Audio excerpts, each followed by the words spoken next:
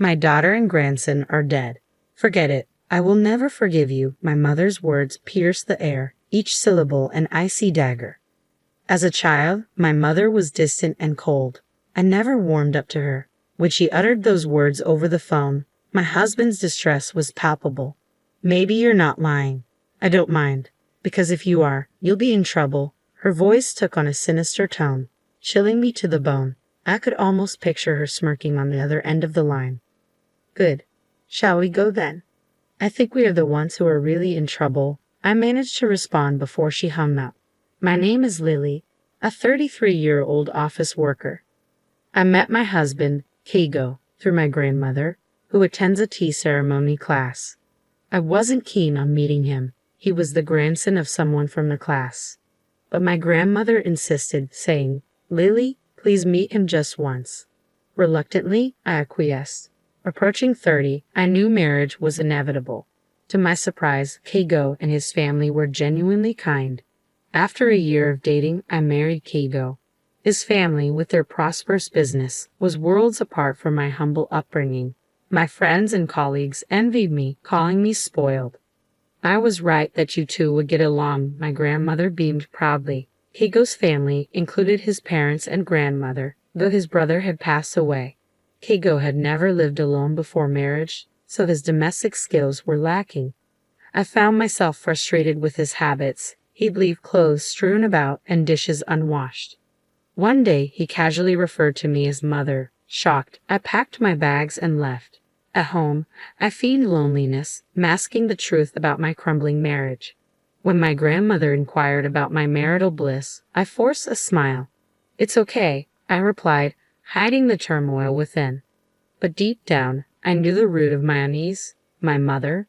She had always been intimidating, casting a shadow over my childhood. With my father busy with work and my grandfather gone, her presence loomed large. My parents' house had always revolved around my grandmother, leaving little room for warmth or connection. When I was young and sought answers from my mother, her response was always the same: "Ask Grandma." It left me feeling like she wasn't interested in me, so I stopped confiding in my parents altogether. Yet my grandmother was different. Intrusive, yes, but she believed that following her advice would lead to happiness. As soon as I graduated from university, I left home. I didn't fully grasp what family meant, but my husband's family seemed harmonious. They always ate together, even if I was famished, waiting for everyone to be ready. My husband once remarked that this tradition persisted even after he moved out. 3 days after returning home from my escape, my grandmother, along with my husband and mother-in-law, appeared in my room. "It's my fault. Let's go home together," my grandmother pleaded. My husband looked remorseful. "I spoiled him too much," he admitted. I was swayed by their apologies. But as explanations unraveled, blame was cast upon me too. My grandmother sighed, pointing out my faults. Even my mother apologized, urging me to reconcile. Feeling abandoned, I left without a word.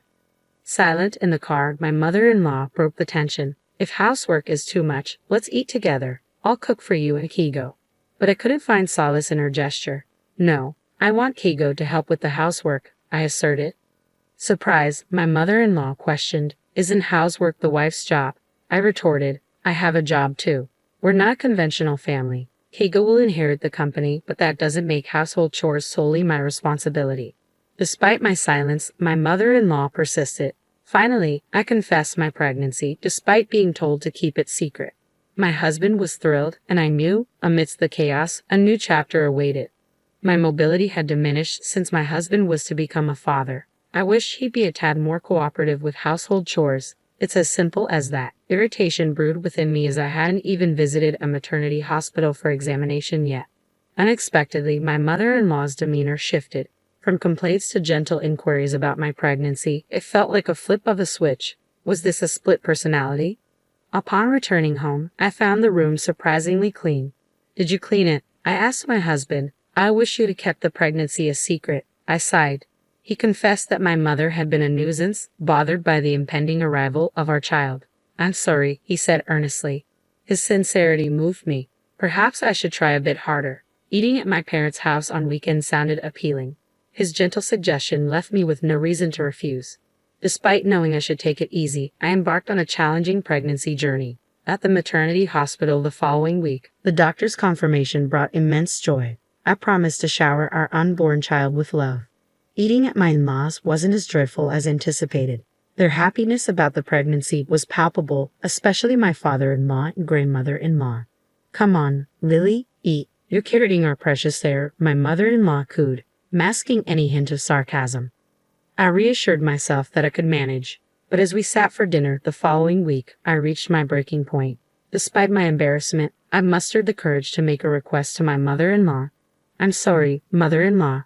My mother-in-law's smile abruptly faded into a grim expression when I mentioned my morning sickness. Feeling uneasy and unwell, I confessed that I couldn't wait until dinner time to eat due to nausea. However, her response was unexpected. "Morning sickness?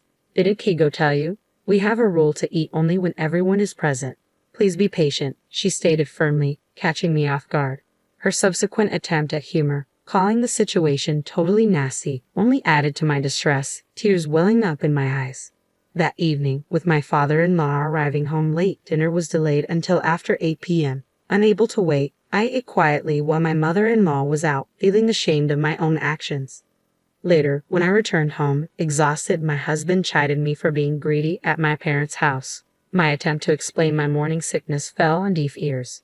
"Well, I'm a man, so I don't understand," he concluded dismissively.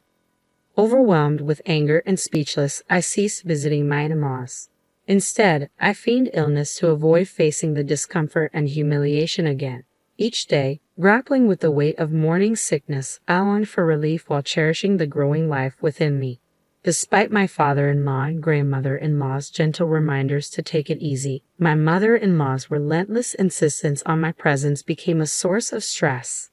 Her incessant calls only worsened the situation, leaving me with a pounding headache.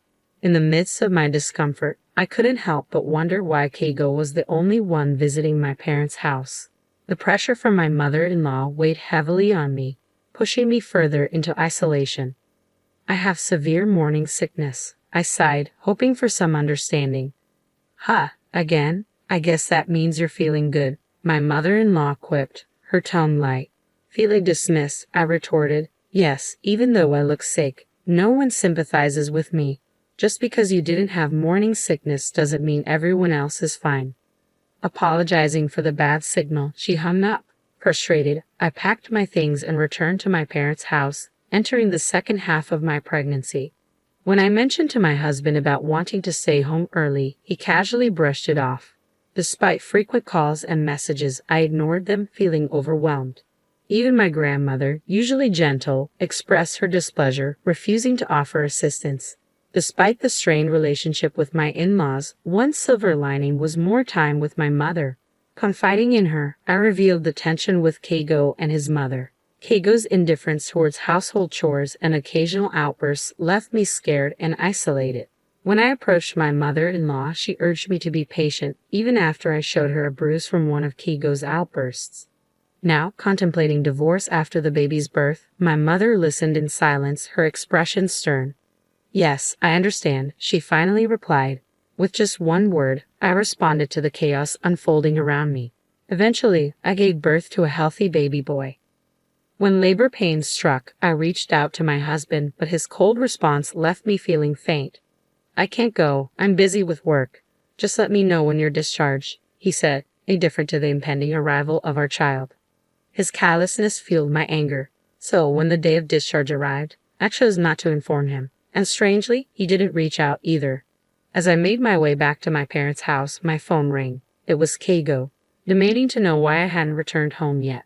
His voice, filled with frustration, echoed through the room. Silent shock engulfed me when my mother uttered her unforgivable words. "My daughter and grandson are dead. Forget it, and I will never forgive you." It was outrageous. Then, a voice, unfamiliar yet somehow familiar, spoke nearby. It was Keigo's mother. Accusations flew, and my body trembled with disgust. My mother intervened, suggesting we involve the police to address the abuse I had endured. With a firm hand, she ended the call and enveloped me in a tight embrace, offering the comfort I desperately needed. It was the first time my mother had hugged me in such a way, And in that moment, I felt an overwhelming sense of relief knowing she was by my side. As I watched my son sleeping peacefully with my mother, my grandmother returned, her footsteps echoing loudly. "What the hell? You're still alive," she exclaimed, her frustration evident. A call from Keigo's mother had stirred her ire, and now she demanded an apology. Reluctantly, we accompanied her back to the in-laws' house. But upon arrival, tension hung thick in the air. My mother-in-law and husband greeted us with cold stares. "Oh, isn't he our cute heir?" my mother-in-law cooed, reaching for my son, but I recoiled involuntarily. "Don't touch me," I snapped, surprising myself. An argument erupted when my husband dismissed my concerns about divorce. His fear was palpable, faced with the possibility of separation. My mother-in-law's accusations only added fuel to the fire. "You should apologize. The police are exaggerating," my husband insisted, but I stood my ground. Amidst the chaos, my mother's silence spoke volumes. "Which one is crazy?" she challenged, glaring at my grandmother. Suddenly, a commotion from outside interrupted the confrontation. Keigo's grandmother arrived, her presence commanding attention. With cold eyes, she admonished her daughter and grandson for their behavior. In that moment, realization dawned. Keigo's obsession with the family business had blinded him to my struggles. His grandmother's words struck a chord, prompting apologies from both my husband and mother-in-law. As the tension eased, Keigo's grandmother turned to me. "Lily, I'll make sure you take responsibility." "I'm sorry," she said, offering a glimmer of hope for reconciliation. "I hadn't realized it, but you're considering breaking up with Keigo. However, I'd be delighted if you visited me again. Thank you for your assistance," the grandmother-in-law expressed sincerely. Glancing at my awkward grandmother, she continued, "You were insistent, so I arranged a matchmaking between our grandchildren. Lily and her mother were lovely people, but what about you?" My grandmother blushed furiously, clearly uncomfortable. As my husband and mother-in-law sat in stunned silence, I bowed deeply to my grandmother-in-law and took my leave from their house. Upon returning home and packing our belongings, my grandmother confronted us. "Where do you think you're going?" "I won't allow you to do as you please," she asserted, echoing my mother-in-law's words. "Your mother-in-law insists that you cannot divorce her son until you, Lily, have had a child. I've had enough." Later, my mother revealed that my father had been involved with another woman, for which my grandmother blamed her. When my mother demanded a divorce, my father refused to allow me to leave with her.